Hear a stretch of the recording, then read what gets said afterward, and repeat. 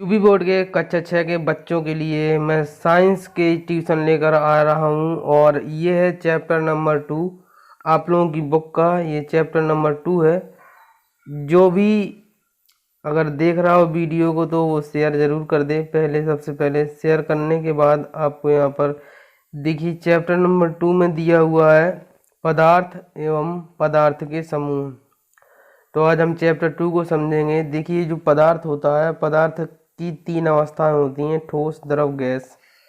ठोस का मतलब होता है जो जैसे लोहा हो गया, चौक हो गई, ये ठोस हो जाते हैं। द्रव मतलब जैसे पानी हो गया, दूध हो गया, ये द्रव है। और गैस मतलब जैसे हवा।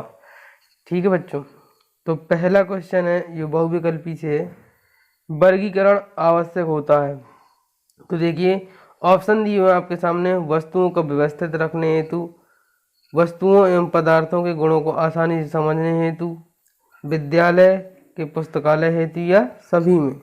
तो दोस्तों वर्गीकरण सब में आवश्यक होता है, सभी में आवश्यक होता है। इन वस्तुओं को व्यवस्थित रखेंगे, अगर आप वर्गीकरण कर पाएंगे तभी वस्तुओं को व्यवस्थित रख पाएंगे।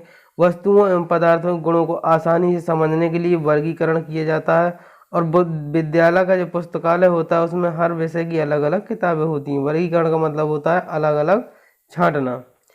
अगला क्वेश्चन है, किसी द्रव को गर्म करने पर वह किस में बदल जाता है। देखिए बच्चों, अगर आपने पानी को गर्म किया होगा तो भाप के द्वारा वो ऊपर उड़ने लगता है। तो हम कह सकते हैं कि अगर हम किसी द्रव को गर्म करेंगे तो गैस में बदल जाता है। अगला क्वेश्चन है, गैस को किसी बर्तन में रखने पर वह कैसा हो जाता है। तो देखिए जो भी हम खाली बर्तन रख देते हैं, क्या वो खाली रहता है? नहीं बच्चों। जैसे अगर हमने ये गिलास रख दिया खाली, तो इसमें क्या भरा हुआ है? हवा भरी हुई है ना, हवा भरी हुई है। इसलिए यहाँ पर इसका आंसर क्या हो जाएगा कि उसमें पूरी तरह से हवा फैल जाती है। कोई भी बर्तन होगा उसमें पूरी तरह से हवा फैल जाएगी। अगला क्वेश्चन है, पदार्थ की निर्माण इकाई क्या है। तो पदार्थ जो है, कोई भी पदार्थ है बच्चों, जैसे पदार्थ जो है अणु से मिलकर बना होता है, और अणु बना होता है परमाणु से मिलकर। ठीक है बच्चों, और परमाणु के अंदर ये 3 इलेक्ट्रॉन, प्रोटॉन, न्यूट्रॉन, ये 3 अणु पाए जाते हैं। तो हम कह सकते हैं कि कोई भी पदार्थ परमाणु से मिलकर बना होता है। क्योंकि ये इसलिए नहीं कह सकते क्योंकि ये 3 में से तीनों किसी तत्व में 2 रहते हैं या किसी में 3 रह सकते हैं। 2 से कम कोई रहता ही नहीं। जैसे हाइड्रोजन है, उसमें 1 इलेक्ट्रॉन और 1 प्रोटॉन होता है, उसमें न्यूट्रॉन नहीं होता। ठीक है बच्चों, अगला क्वेश्चन है, रिक्त स्थान आपको भरना है। यहाँ पर देखिए ठोस का आकार कैसा होता है। ठोस का आकार बिल्कुल निश्चित होता है। अगरबत्ती की सुगंध गैसीय गुण के कारण कमरे में क्या हो जाती है? तो फैल जाती है। अभी हम बताया कि अगर कोई खाली बर्तन है तो उसमें क्या भरा होता है? तो हवा भरी होती है। नमक पानी में घुल जाता है। अणु पदार्थ का वह सूक्ष्मतर रूप है जो स्वतंत्र अवस्था में रह सकता है। ये आपके खाली स्थान है। अगला क्वेश्चन है, देखिए पदार्थ की 3 अवस्थाओं के नाम बताना है। अगले क्वेश्चन है, पदार्थ की 3 अवस्थाओं के नाम। कोई भी पदार्थ है, आपको क्वेश्चन पूछ रहा है कि कोई भी पदार्थ कितनी अवस्थाओं में रह सकता है। तो यहाँ पर 3 अवस्थाएं होती हैं उसकी। कौन कौन सी? एक होती है ठोस, एक होती है द्रव, और एक होती है गैस। 3 अवस्थाओं में कोई भी पदार्थ रह सकता है। जैसे पानी है, पानी होता है द्रव। ठीक है, पानी को अगर हमने जमा दिया तो वो बन जाता है बर्फ, और अगर पानी को हमने उबाल दिया तो वो बन जाती है गैस, यानी कि जलवाष्प। तो पानी ऐसा एक पदार्थ है जो कि तीनों अवस्थाओं में रह सकता है। अगर आपसे कोई पूछता है कि ऐसा कौन सा पदार्थ है जो तीनों अवस्थाओं में रह सकता है, तो आप बता सकते हैं पानी। पदार्थ की उस अवस्था का नाम लिखिए जिसमें पदार्थ का आयतन, आकृति दोनों निश्चित होते हैं। देखिए बच्चों, आकृति हो गई ये, जैसे मान के चलिए ये कोई मुझे मिला पदार्थ, ये हो गया आकृति, और इसका कुछ ना कुछ आयतन जरूर होगा जब इसकी आकृति है। तो ऐसे पदार्थों को हम कहते हैं ठोस। मतलब ठोसों का आकृति और आकार दोनों निश्चित होता है। और जो द्रव होते हैं, तो देखिए द्रव का मतलब होता है अगर हमने गिलास लिया है और गिलास में इस द्रव को भर दिया है, तो ये गिलास का आकार लेगा, लेकिन आयतन निश्चित रहता है इसका कि भाई गिलास का जितना आयतन होगा उतना ही आयतन इस द्रव का होगा। तो हम द्रव में कह सकते हैं कि आकार निश्चित नहीं होता लेकिन आयतन निश्चित होता है। और अब हम द्रव गैस के बारे में, तो गैस का बच्चों ना तो आयतन निश्चित होता है और ना ही आकार निश्चित होता है, क्योंकि गैस सिलेंडर आप देखते होंगे इसमें इतनी ज़्यादा गैस इतने छोटे सिलेंडर में भर दी जाती है, इसलिए इसको हम जितना भी दाब डालेंगे उतनी ये द्रव में बदलकर इसको अपन भर सकते हैं। पदार्थ की ठोस अवस्था में पदार्थ का आयतन और आकृति निश्चित रहते हैं, ये मैंने आपको बता दिया। अब देखिए पदार्थों के वर्गीकरण से क्या तात्पर्य है।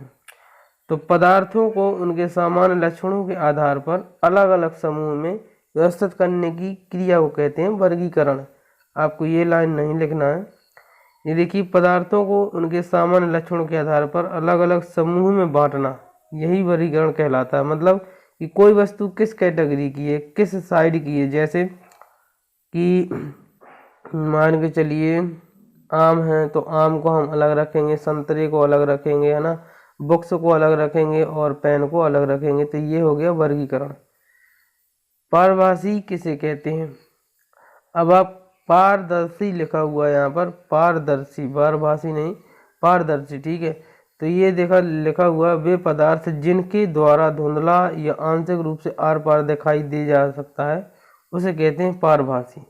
जैसे तेल लगा हुआ कागज और पेंट लगी हुई कांच, तो इसे कहते हैं पारभासी, जिससे हम धुंधला या बहुत कम आर पार देख सकें, कोई पर्दा हो जैसे। अगला क्वेश्चन है द्रव पदार्थों की आकृति निश्चित नहीं होती क्यों। देखिए यहाँ पर आ गया कि हमें कारण बताना है कि द्रव पदार्थों की आकृति क्यों निश्चित नहीं होती। यहाँ पर देखिए इसलिए निश्चित नहीं होती क्योंकि जो द्रव होता है, जैसे हमने भर दिया तो ये भर गया हमारा द्रव, तो इसके जो अणु होते हैं बहुत दूर दूर होते हैं, मतलब काफ़ी दूर दूर होते हैं। और अणुओं के बीच जो बल, आकर्षण बल, जो चिपकने का एक बल होता है वो कम हो जाता है। यहाँ तक जैसे ठोस होता है तो ठोस में बिल्कुल सटे हुए होते हैं सब, और इनके जो चिपकने का बल होता है दो कणों के बीच में ज़्यादा होता है ठोसों में, और द्रव में ठोसों के अपेक्षा कम होता है, और गैस में तो और ही कम होता है, बहुत दूर दूर कण होते हैं। तो यही कारण है कि द्रव के अणु दूर दूर होते हैं, द्रव के अणुओं के बीच इनका आकर्षण बल बहुत कम होता है। इस कारण द्रव पदार्थों की आकृति निश्चित नहीं होती, लेकिन इसका आयतन हम निश्चित कर सकते हैं। इस प्रकार जिस प्रकार की हम किसी भी बर्तन में उसको डाल दें तो वो उसी का आकार ले लेता है और आयतन भी उसी का हो जाता है। तो यहाँ पर देखिए खा नंबर है। अगला क्वेश्चन है जल से भरा गिलास, जल से भरा गिलास खाली गिलास की अपेक्षा भारी होता है क्यों। यहाँ पर देखिए जल से भरा गिलास खाली गिलास की दोनों को आयतन समान होता है, चाहे खाली गिलास ले लो आप चाहे भरा हुआ गिलास ले लो, आयतन क्या होगा दोनों का समान होगा। अंतर क्या होगा, इसमें हवा भरी होगी खाली वाले में और इसमें, और दूसरे में द्रव भरा होगा, इसमें द्रव भरा होगा, ठीक है। तो यहाँ पर देखिए जल से भरा गिलास एवं खाली गिलास दोनों का आयतन समान होता है। जल के अणु निकट होने के कारण जल से भरे गिलास में गिलास के साथ जल का भार भी होता है, जबकि खाली गिलास में केवल गिलास का भार होता है, क्योंकि खाली गिलास में उपस्थित वायु के अणु दूर दूर होने के कारण उनका भार नगण्य हो जाता है। इस कारण जल से भरा गिलास खाली गिलास की अपेक्षा भारी समझ में आता है।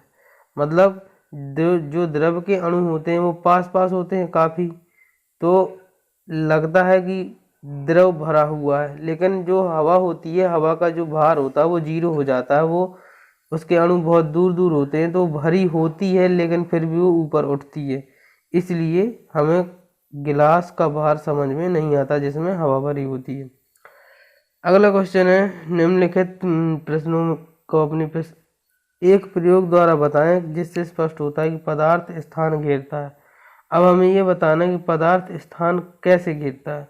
तो देखिए गुब्बारे वाली बात ले लें, तो देखिए ये आपको प्रैक्टिकल है कि एक गुब्बारा लेते हैं, उसमें हम पंप से हवा भर देते हैं, हवा भरने पर एक गुब्बारा उसमें हवा भरने पर गुब्बारा फूलने लगता है और हवा जो है गुब्बारे का स्थान घेरती है। अतः इससे पता चलता है कि पदार्थ स्थान घेरता है। तो ये हो गया हवा भरने वाली बात। अब आप गिलास वाली बात भी ले सकते हैं कि जैसे अगर हम पानी अगर ऐसे ही फैला दें तो धरती में फैल जाता है, और अगर गिलास में भर देते हैं तो वो गिलास का आकार ले लेता है। अतः मतलब कोई भी पदार्थ है वो स्थान घेरता है। अब किसी पदार्थ को ठोस अवस्था से द्रव अवस्था तथा द्रव अवस्था से ठोस अवस्था में कैसे बदला जा सकता है। तो यहाँ पर देखिए, किसी वस्तु के ताप में परिवर्तन करके उसकी अवस्था परिवर्तन की जा सकती है। जैसे हमने ठोस लिया, मतलब हमने बर्फ ली, बर्फ लेते हैं हम, बर्फ को हमने हल्का सा गर्म कर दिया, गर्म करने के बाद ये बन गया पानी, और पानी को और थोड़ी गर्म कर दिया तो ये बन गया जल वाष्प यानी कि गैस। तो इस प्रकार से हम इसको बदल सकते हैं, ठोस अवस्था से द्रव अवस्था से में और द्रव अवस्था को गैस अवस्था में या ठोस अवस्था में, इस प्रकार हम बदल सकते हैं। जब वही प्रोसेस है, जैसे हमने जल वाष्प यानी कि जल वाष्प को लिया जो कि भाप होती है, भाप को ठंडा कर दिया तो पानी बन जाती है, जैसे कि वर्षा होती है, और पानी को और ठंडा कर देते हैं फ्रिज में रखकर तो वो बर्फ बन जाती है। तो सेम प्रोसेस है।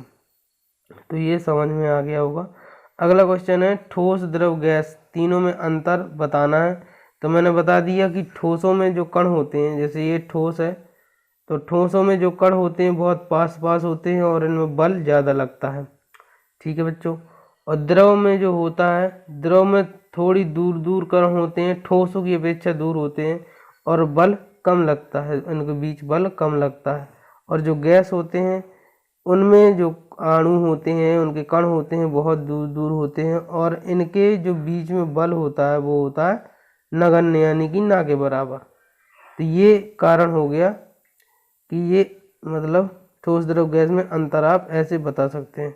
और ये भी बता सकते हैं कि द्रव जो मतलब ठोस होते हैं, ठोस का देखिए आकार और आयतन दोनों निश्चित होता है, दोनों निश्चित होता है, आकार और आयतन दोनों निश्चित होता है किसका, ठोस का। और द्रव का हम कह सकते हैं कि आयतन तो निश्चित होता है लेकिन आकार निश्चित नहीं होता, आकार निश्चित नहीं होता और आयतन निश्चित होता है। ये हो गया द्रव के बारे में। और जो गैस है, गैस के बारे में हम कह सकते हैं कि इसका ना तो आकार निश्चित होता है और ना ही आयतन निश्चित होता है। तो ये हो गया इसका पूरा का पूरा अंतर। आप लोग लिख सकते हैं समझकर। यहाँ पर देखिए पूरा लिखा हुआ है, और आप वीडियो पॉज कर करके लिखते जाइएगा, कोई दिक्कत वाली बात नहीं होगी। यहाँ पर देखिए अगला क्वेश्चन है पारदर्शिता के आधार पर पदार्थ कितने प्रकार के होते हैं, उदाहरण सहित बताना है। तो देखिए पारदर्शिता का मतलब होता है इस तरफ से उस तरफ देखना, कोई पर्दा लगा हुआ है उसके उस पार हम देख सकें। तो इसका आधार पर पारदर्शी, अपारदर्शी और पारभासी यानी कि अल्प पारदर्शी तीन प्रकार से वर्गीकृत किया जा सकता है हम पदार्थों को।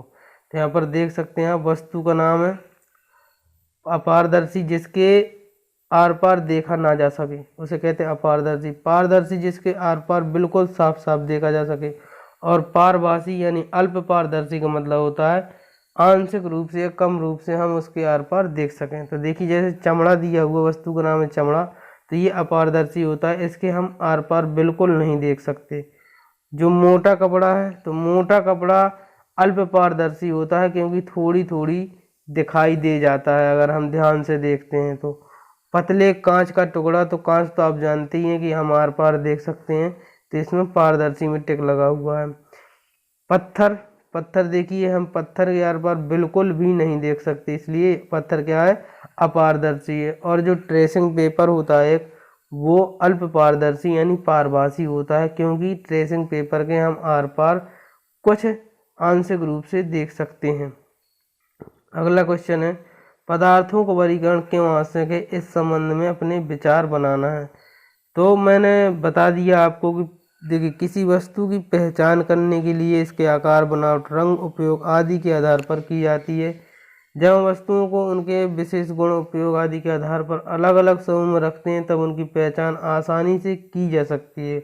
वस्तुओं को उनके लक्षणों के आधार पर अलग अलग समूहों में व्यवस्थित करने की क्रिया को हम वर्गीकरण कहते हैं। पदार्थ की बाह्य संरचना के आधार पर वर्गीकरण भौतिक वर्गीकरण कहलाता है तथा आंतरिक संरचना के आधार पर वर्गीकरण को हम रासायनिक वर्गीकरण हम कह सकते हैं। अगर कोई पदार्थ है उसके जो अंदर कौन सी चीज़ें मौजूद हैं अगर हम उसके आधार पर वर्गीकरण करेंगे तो उसे कहेंगे रासायनिक वर्गीकरण। और बाहर से वो कैसा दिखता है, किस आकार का है, किस कलर का है, अगर इस आधार पे हम वर्गीकरण करते हैं तो उसे कहते हैं भौतिक वर्गीकरण। तो बच्चों अगर आज की क्लास अच्छी लगी हो तो शेयर ज़रूर कर देना और वीडियो को लाइक कर देना, चैनल को सब्सक्राइब करके बेल आइकन प्रेस कर लेना। मिलते हैं अगले वीडियो में नए चैप्टर के साथ, तब तक के लिए थैंक यू।